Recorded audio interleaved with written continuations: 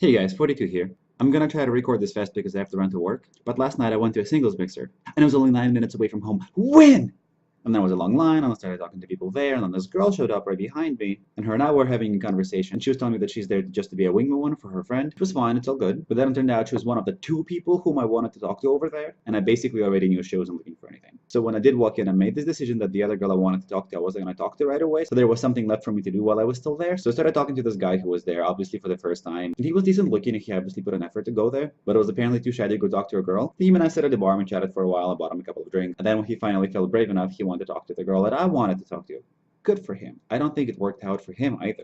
And that girl was being hovered on by this guy the entire night. When I was leaving and the bar was almost empty, they were still talking together. Persistence, man, it makes a difference. But when I finally did talk to her, I realized she wasn't a nice person. We were playing this icebreaker game where they were giving out playing cards, where you had to find a matching card within the crowd of the opposite gender. And I came up to this girl and I said, "Hey, can I see your card?" And she gave me this look of, "I'm not your card." Well, fine then. I guess I had nothing else to do there then. I began to contemplating leaving, and then the guys started walking around with appetizers. They were giving out gyoza and sushi and sushi and sushi. Sushi. And we were talking about cheap veggie sushi here, like crab salads or California rolls, but still, sushi. And then I saw this guy who looked really familiar, and it turned out that him and I have been to one of these events before. So I tried to play wingman for him. He was eyeballing these three girls, and he was too shy to go talk to them by himself. So I grabbed him, asked him a few questions, and then introduced him to them. Honestly, I think it could have gone smoother. I need practice being a wingman. Maybe because nobody's been my wingman before, so I don't know what a good one looks like. I only have like episodes of House as an example of what a wingman is supposed to do. And I don't think those are good examples. As the night went on, tongues got loosened, and it became more fun. And I started playing the stupid matching game.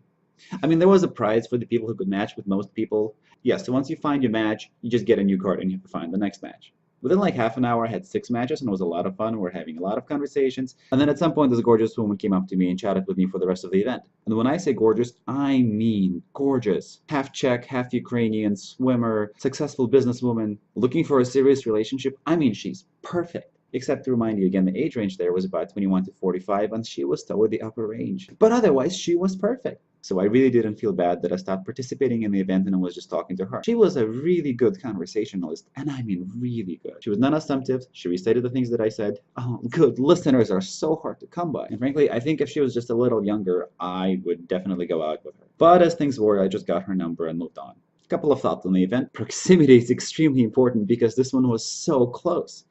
And I had another option that night. My friend, 124, I realized I haven't introduced her yet, but it's a very long story. Anyway, she was inviting me to this play, but it was in Hollywood, so like another hour drive. And this event was right around the corner from my house, and I had already made plans. I will describe in a later video just how big of an aversion I have to canceling plans and doing something else. But just trust me that it was a very difficult decision to make this time. Would I do it again? Yes, of course. But like I told every guy there, it's not a really good way to meet people. It's a good way to go out and practice talking to strangers.